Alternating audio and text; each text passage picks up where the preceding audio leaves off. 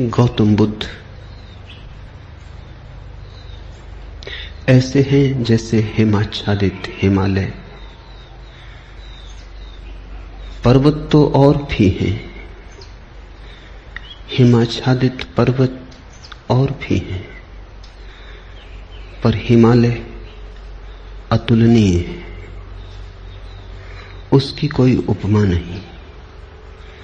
हिमालय बस हिमालय जैसा है, गौतम बुद्ध बस गौतम बुद्ध जैसे। पूरी मनुष्य जाति के इतिहास में वैसा महिमापूर्ण नाम दूसरा नहीं।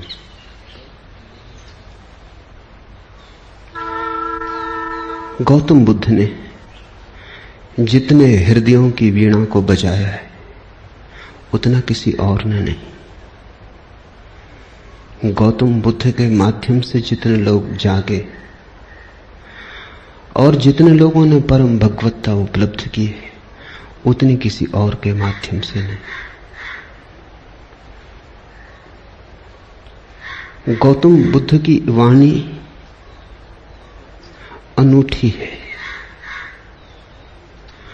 और विशेषकर उन्हें जो सोच विचार चिंतन मनन विमर्श के आदि हैं।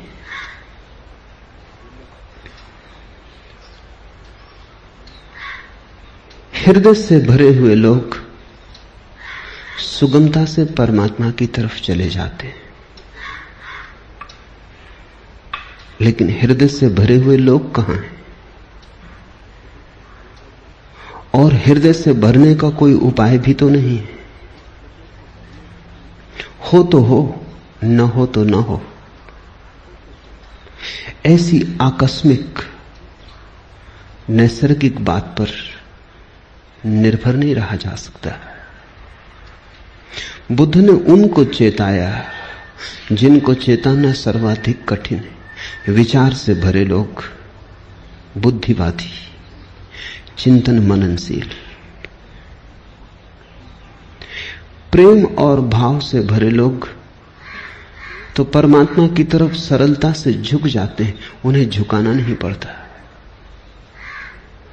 उनसे कोई ना भी कहे तो भी वे पहुंच जाते हैं, उन्हें पहुंचाना नहीं पड़ता। लेकिन वे तो बहुत थोड़े हैं और उनकी संख्या रोज थोड़ी होती गई है। उंगलियों पर गिने जा सके ऐसे लोग हैं।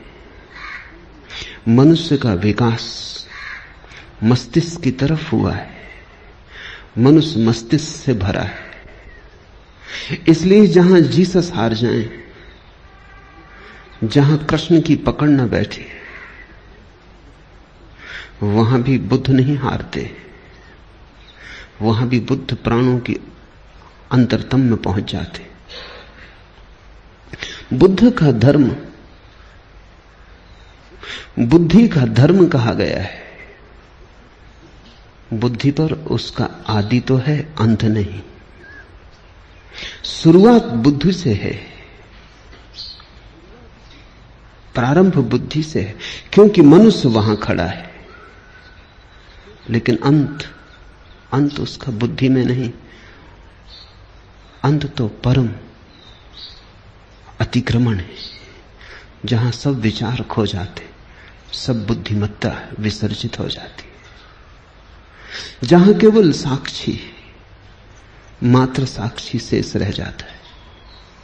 लेकिन बुद्ध का प्रभाव उन लोगों में तत्क्षण अनुभव होता है जो सोच विचार में कुशल है। बुद्ध के साथ मनुष्य जाति का एक नया अध्याय शुरू हुआ। 25 वर्ष पहले बुद्ध ने वह कहा जो आज भी सार्थक मालूम पड़ेगा और जो आने वाली सदियों तक सार्थक रहेगा।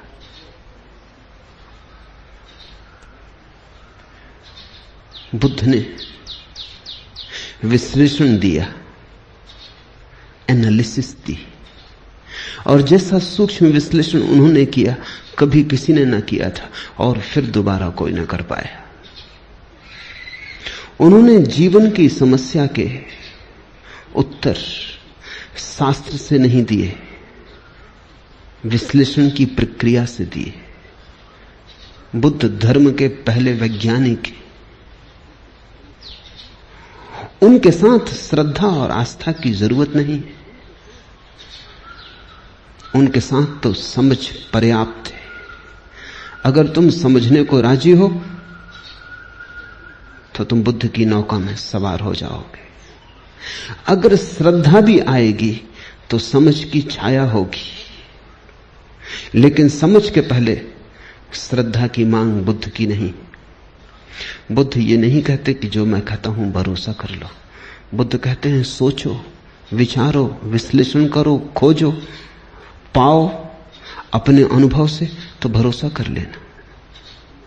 दुनिया के सारे धर्मों ने भरोसे को पहले रखा है, सिर्फ बुद्ध को छोड़कर। दुनिया के सारे धर्मों में श्रद्धा प्राथमिक है, फिर ही कदम उठेगा। बुद्ध ने कहा अनुभव प्राथमिक है, श्रद्धा आनुषांगिक है। अनुभव होगा तो श्रद्धा होगी, अनुभव होगा तो आस्था होगी। इसलिए बुद्ध कहते हैं आस्था की कोई जरूरत नहीं है, अनुभव के साथ अपने से आ जाएगी, तुम्हें लानी नहीं। और तुम्हारी लाई हुई आस्था का मूल्य भी क्या हो सकता है? तुम्हारी लाई आस्था के पीछे भी छिपे होंगे तुम्हारे संदेह। तुम आरोपित भी कर लोगे विश्वास को, तो भी विश्वास के पीछे अविश्वास खड़ा होगा। तुम कितनी ही दृढ़ता से भरोसा करना चाहो, लेकिन तुम्हारी दृढ़ता कपती रहेगी और तुम जानते रहोगे कि जो तुम्हारे अनुभव में नहीं उतरा है उसे तुम चाहो भी तो भी कैसे मान सकते हो, मान भी लो तो भी कैसे मान सकते हो। तुम्हारा ईश्वर कोरा शब्द जाल होगा जब तक अनुभव की किरण न उतरी हो। तुम्हारे मोक्ष की धारणा मात्र शाब्दिक होगी जब तक मुक्ति का थोड़ा स्वाद तुम्हें न लगा हो। बुद्ध ने कहा मुझ पर भरोसा मत करना, मैं जो कहता हूं उस पर इसलिए भरोसा मत करना कि मैं कहता हूं। सोचना, विचारना, जीना तुम्हारे अनुभव की कसौटी पर सही हो जाए तो ही सही है, मेरे कहने से क्या सही होगा। बुद्ध के अंतिम वचन हैं अपदीपो भव, अपने दिए खुद बनना। और तुम्हारी रोशनी में तुम्हें जो दिखाई पड़ेगा फिर तुम करोगे भी क्या? आस्था ना करोगे तो करोगे क्या? आस्था सहज होगी, उसकी बात ही उठानी व्यर्थ है। बुद्ध का धर्म विश्लेषण का धर्म है, लेकिन विश्लेषण से शुरू होता है, समाप्त नहीं होता। वहां समाप्त तो परम संश्लेषण पर होता है। बुद्ध का धर्म संदेह का धर्म है, लेकिन संदेह से यात्रा शुरू होती है, समाप्त नहीं होती। समाप्त तो परम श्रद्धा पर होती। इसलिए बुद्ध को समझने में बड़ी भूल हुई, क्योंकि बुद्ध संदेह की भाषा बोलते तो लोगों ने समझा ये संदेहवादी है। हिंदू तक न समझ पाए, जो जमीन पे सबसे ज्यादा पुरानी कौम। बुद्ध निश्चित ही बड़े अनूठे रहे होंगे, तभी तो हिंदू तक समझने से चूक गए। हिंदुओं तक कोई आदमी खतरनाक लगा, घबराने वाला लगा। हिंदुओं को भी लगा कि ये तो सारे आधार गिरा देगा धर्म के। और यही आदमी है जिसने धर्म के आधार पहली दफा ढंग से रखे।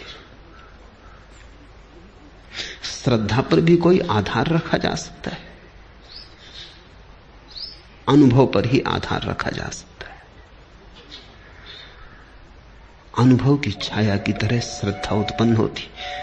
श्रद्धा अनुभव की सुगंध है, और अनुभव के बिना श्रद्धा अंधी है। और जिस श्रद्धा के पास आंख ना हो, उससे तुम सत्य तक पहुंच पाओगे? बुद्ध ने बड़ा दुस्साहस किया। बुद्ध जैसे व्यक्ति पर भरोसा करना एकदम सुगम होता है। उसके उठने बैठने में प्रामाणिकता होती है, उसके शब्द शब्द में वजन होता है, उसके होने का पूरा ढंग स्वयं सिद्ध होता है। उस पर श्रद्धा आसान हो जाती है। लेकिन बुद्ध ने कहा तुम मुझे अपनी बैसाखी मत बनाना। तुम अगर लंगड़े हो, मेरी बैसाखी के सहारे चल लिए, कितनी दूर चलोगे? मंजिल तक न पहुंच पाओगे। आज मैं साथ हूं, कल मैं साथ न रहूंगा, फिर तुम्हें अपने ही पैरों पर चलना है। मेरी रोशनी से मत चलना, क्योंकि थोड़ी देर को संग साथ हो गया है अंधेरे जंगल में, तो मेरी रोशनी में थोड़ी देर रोशन हो लोगे, फिर हमारे रास्ते अलग हो जाएंगे। मेरी रोशनी मेरे साथ होगी, तुम्हारा अंधेरा तुम्हारे साथ होगा। अपनी रोशनी पैदा करो, अप दीपो भव। ये बुद्ध का धम्मपद, कैसे वो रोशनी पैदा हो सकती है अनुभव की, उसका विश्लेषण है। श्रद्धा की कोई मांग नहीं है, श्रद्धा की कोई आवश्यकता भी नहीं है। इसलिए बुद्ध को लोगों ने नास्तिक कहा, क्योंकि बुद्ध ने यह भी नहीं कहा कि तुम परमात्मा पर श्रद्धा करो। तुम कैसे करोगे श्रद्धा? तुम्हें पता होता तो तुम श्रद्धा करते ही, तुम्हें पता नहीं है।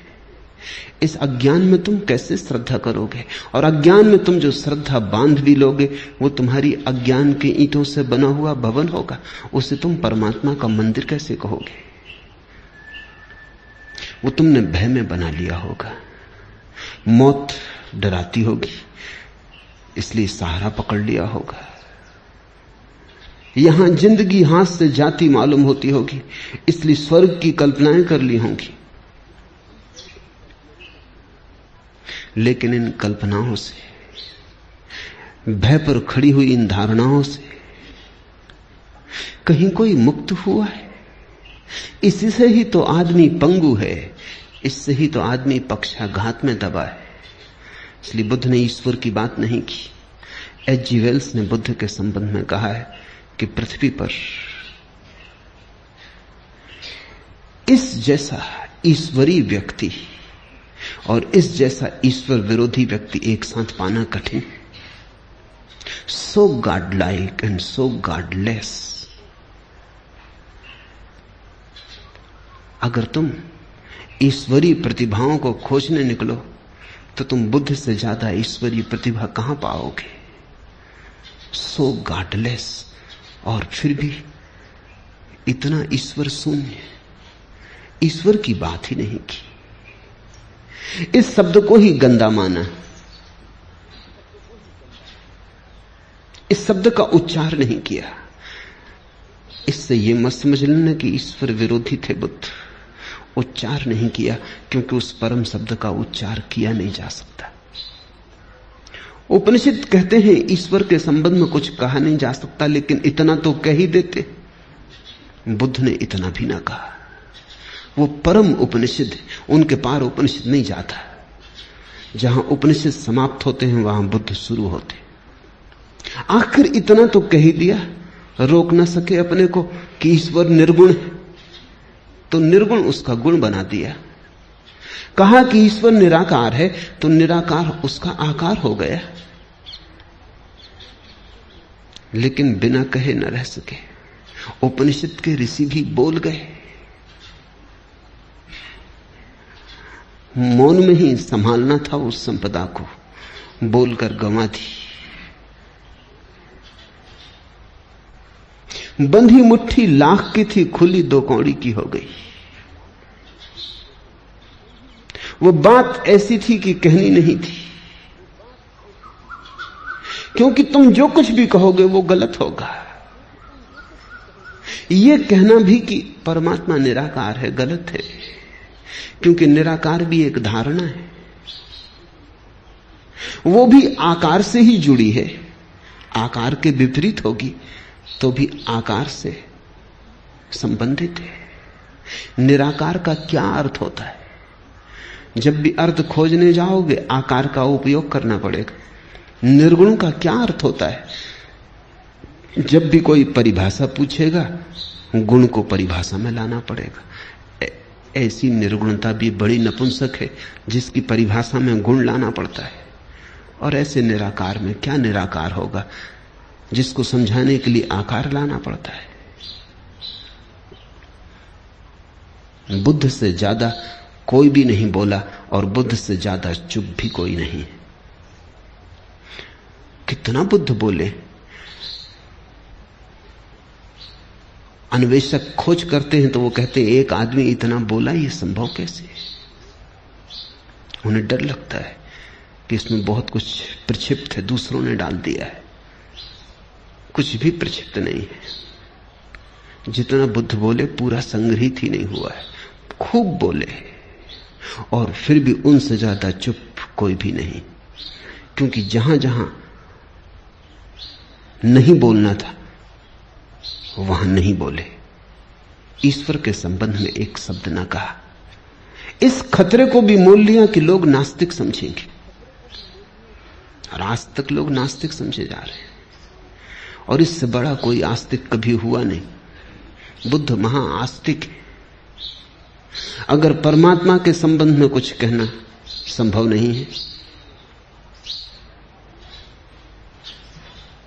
तो फिर बुद्ध ने ही कुछ कहा, चुप रह के इशारा किया।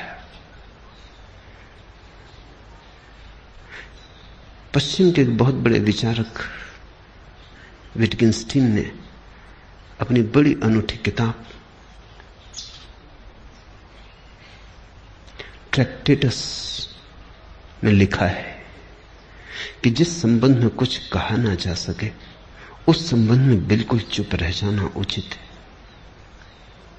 That which cannot be said must not be said। जो नहीं कहा जा सकता कहना ही मत, कहना ही नहीं चाहिए। अगर विटगेंस्टीन बुद्ध को देखता तो समझता। अगर विटगेंस्टीन के वचन को बुद्ध ने समझा होता तो मुस्कुराते और उन्होंने स्वीकृति दी होती। विटगेंस्टीन को भी पश्चिम में लोग नास्तिक समझे, नास्तिक नहीं, पर जो कही नहीं जा सकती बात अच्छा है ना ही कही जाए। कहने से बिगड़ जाती, कहने से गलत हो जाती। लाओस से तक कहता तो है प्रथम वचन में अपने ताओ ते किंग में कि सत्य कहा नहीं जा सकता और जो भी कहा जाए वो असत्य हो जाता है, लेकिन फिर भी सत्य के संबंध में बहुत सी बातें कही, बुद्ध ने नहीं कही। तुम कहोगे फिर बुद्ध कहते क्या रहे? बुद्ध ने स्वास्थ्य के संबंध में एक शब्द भी नहीं कहा, केवल बीमारी का विश्लेषण किया और निदान किया, औषधि की व्यवस्था की। बुद्ध ने कहा मैं एक वैद्य हूं, मैं कोई दार्शनिक नहीं हूं। मैं तुम्हारी बीमारी का विश्लेषण करूंगा, निदान करूंगा, औषधि सुझा दूंगा, और जब तुम ठीक हो जाओगे तभी तुम जानोगे कि स्वास्थ्य क्या है। मैं उस संबंध में कुछ भी ना कहूंगा। स्वास्थ्य जाना जाता है, कहा नहीं जा सकता।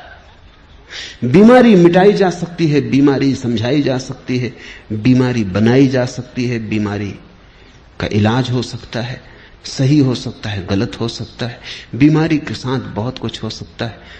स्वास्थ्य जब बीमारी नहीं होती तब जो शेष रह जाता है वही, उस तरफ केवल इशारे हो सकते हैं, मौन इंगित हो सकते हैं, वे भी प्रत्यक्ष नहीं, बड़े परोक्ष। बुद्ध के धर्म को शून्यवादी कहा गया है। शून्यवादी उनका धर्म है, लेकिन इससे यह मत समझ लेना कि शून्य पर उनकी बात पूरी हो जाती, नहीं, बस शुरू होती। बुद्ध एक ऐसे उत्तुंग शिखर है जिसका आखिरी शिखर हमें दिखाई नहीं पड़ता। बस थोड़ी दूर तक हमारी आंखें जाती, हमारी आंखों की सीमा है। थोड़ी दूर तक हमारी गर्दन उठती है, हमारी गर्दन के झुकने की सामर्थ्य है। और बुद्ध खोते चले जाते हैं। दूर हिमाच्छादित शिखर है, बादलों के पार।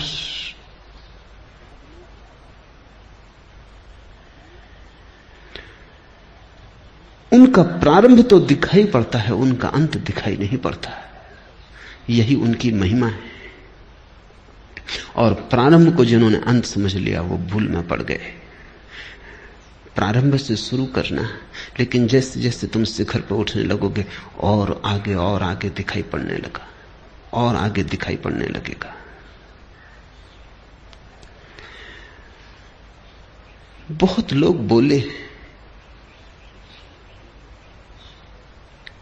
बहुत लोगों ने मनुष्य के रोग का विश्लेषण किया है, लेकिन ऐसा सचोट नहीं। बड़े सुंदर ढंग से लोगों ने बातें कही, बड़े गहरे प्रतीक उपाय में लाए हैं, पर बुद्ध के कहने का ढंग ही और, अंदाजे बयां और। जिसने एक बार सुना पकड़ा गया,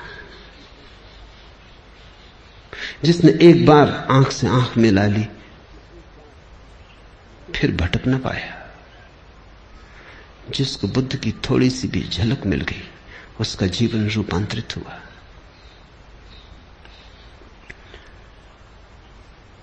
आज से 2500 वर्ष पूर्व जिस दिन बुद्ध का जन्म हुआ,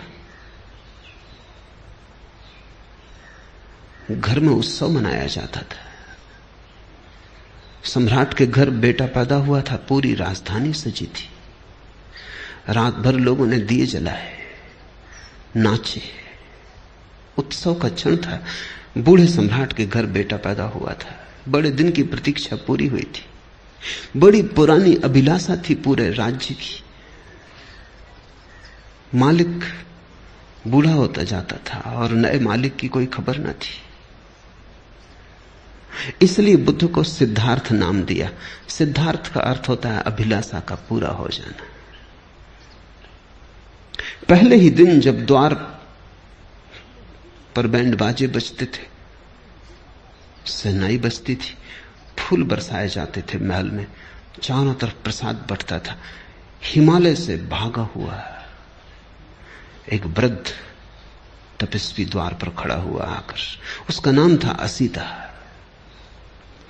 सम्राट भी उसे सम्मान करता था और कभी असीता राजधानी नहीं आया था। जब कभी जाना था तो शुद्धोधन को, सम्राट को स्वयं उसके दर्शन करने जाना होता था। ऐसे बचपन के साथी थे। फिर शुद्धोधन सम्राट हो गया, बाजार की दुनिया में उलझ गया। असीता महातपस्वी हो गया, उसकी ख्याति दूर दिगंत तक फैल गई। असीता को द्वारे पर आए देखकर शुद्धोधन ने कहा, आप और यहां क्या हुआ, कैसे आना हुआ? कोई मुसीबत है, कोई अड़चन है? कहें। असीता ने कही, नहीं कोई मुसीबत नहीं, कोई अड़चन। तुम्हारे घर बेटा पैदा हुआ, उसके दर्शन को आया हूं। शुद्धोधन तो समझ ना पाया। सौभाग्य की घड़ी थी ये कि असीता जैसा तपस्वी और बेटे के दर्शन को आया। भागा गया अंतःगृह में, नवजात शिशु को लेकर बाहर आ गया। असीता झुका और उसने शिशु के चरणों में सिर रख दिए और कहते हैं शिशु ने अपने पैर उसकी जटाओं में उलझा दिए। फिर तब से आदमी की जटाओं में बुद्ध के पैर उलझे। फिर आदमी छुटकारा नहीं पा सका और असीता हंसने लगा और रोने भी लगा। और शुद्धोधन ने पूछा कि शुभ घड़ी में आप रोते क्यों हैं? असीता ने कहा, ये तुम्हारे घर जो बेटा पैदा हुआ है, ये कोई साधारण आत्मा नहीं, असाधारण है। कई सदियां बीत जाती, ये तुम्हारे लिए ही सिद्धार्थ नहीं है, ये अनंत अनंत लोगों के लिए सिद्धार्थ है। अनेकों की अभिलाषाएं इससे पूरी होंगी। हंसता हूं कि इसके दर्शन मिल गए, हंसता हूं, प्रसन्न हूं कि इसने मुझ बूढ़े की जटाओं में अपने पैर उलझा दिए। ये सौभाग्य का क्षण है। रोता इसलिए हूं कि जब ये कली खिलेगी, फूल बनेगी, जब दिगंत में इसकी सुवास उठेगी और इसकी सुवास की छाया में करोड़ों लोग राहत लेंगे, तब मैं न रहूंगा। ये मेरा शरीर छूटने के करीब आ गया। और एक बड़ी अनूठी बात असीता ने कही है, वो ये कि अब तक आवागमन से छूटने की आकांक्षा थी, वो पूरी भी हो गई। आज पछतावा होता है, एक जन्म अगर और मिलता है तो इस बुद्ध पुरुष के चरणों में बैठने की, इसकी वाणी सुनने की, इसकी सुगंध को पीने की, इसके नशे में डूबने की सुविधा हो जाती। आज पछताता हूं, लेकिन मैं मुक्त हो चुका हूं। ये मेरा आखिरी अवतरण है, अब इसके बाद देह न धर सकूंगा। अब तक सदा ही चेष्टा की थी कि कब छुटकारा हो शरीर से, कब आवागमन से। आज पछताता हूं कि अगर थोड़ी देर और रुक गया होता। इसे तुम थोड़ा समझो। बुद्ध के फूल के खिलने के समय असीता चाहता है कि अगर मोक्ष भी दांव पर लगता हो तो कोई हर्जा नहीं। तो तब से 2500 साल बीत गए, बहुत प्रज्ञा पुरुष हुए, लेकिन बुद्ध अतुलनीय है। और उनकी अतुलनीयता इसमें है कि उन्होंने इस सदी के लिए धर्म दिया और आने वाले भविष्य के लिए धर्म दिया। कृष्ण की बात कितनी ही समझा के कही जाए, इस सदी के लिए मौजू नहीं बैठती।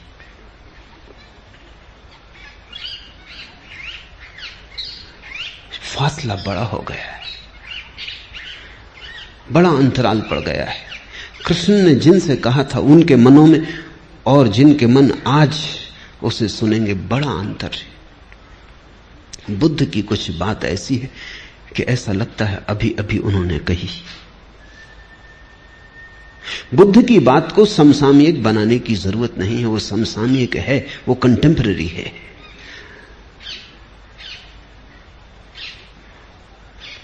कृष्ण पर बोलो तो कृष्ण को खींच के लाना पड़ता है 20वीं सदी में, बुद्ध को नहीं लाना पड़ता है।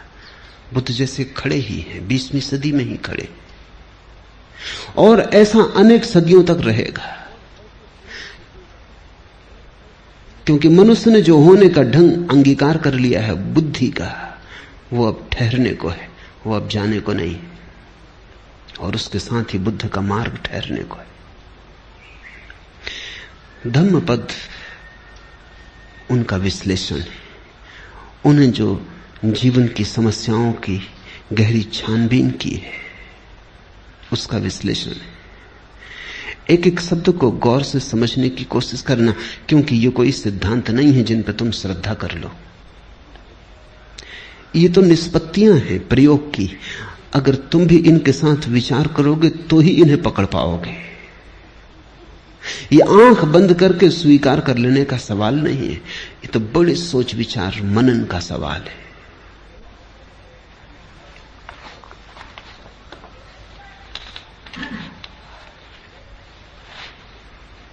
साधारणतः आदमी की जिंदगी क्या है? कुछ सपने, कुछ टूटे फूटे सपने, कुछ अभी भी साबित भविष्य की आशा में अटके। आदमी की जिंदगी क्या है? अतीत के खंडहर, भविष्य की कल्पनाएं। आदमी का पूरा होना क्या है? चले जाते, उठते हैं, बैठते हैं, काम करते हैं, कुछ पक्का पता नहीं क्यों, कुछ साफ जाहिर नहीं कहां जा रहे, बहुत जल्दी में भी जा रहे हैं, बड़ी पहुंचने की तीव्र उत्कंठा है, लेकिन कुछ पक्का नहीं कहां पहुंचना चाहते, किस तरफ जाते हो। कल मैं एक गीत पढ़ता था शाहिर का, न कोई ज्यादा न कोई मंजिल, न रोशनी का सुराग, न कोई ज्यादा न कोई मंजिल, न रोशनी का सुराग, भटक रही है खलाओं में जिंदगी मेरी। न कोई रास्ता, न कोई मंजिल, रोशनी का सुराग भी नहीं, कोई एक किरण भी नहीं, और पूरी जिंदगी अंधेरी घाटियों में, शून्य में भटक रही है। भटक रही है खलाओं में जिंदगी मेरी। ऐसी ही मनुष्य की दशा है सदा से। बहुत सी झूठी मंजिलें भी तुम बना लेते हो। राहत के लिए कुछ तो चाहिए। सत्य बहुत कड़वा है, और अगर सत्य के साथ तुम खड़े हो जाओ तो खड़े होना भी मुश्किल मालूम होगा। सिगमंड फ्रायड ने कहा है कि आदमी बिना झूठ के जी नहीं सकता।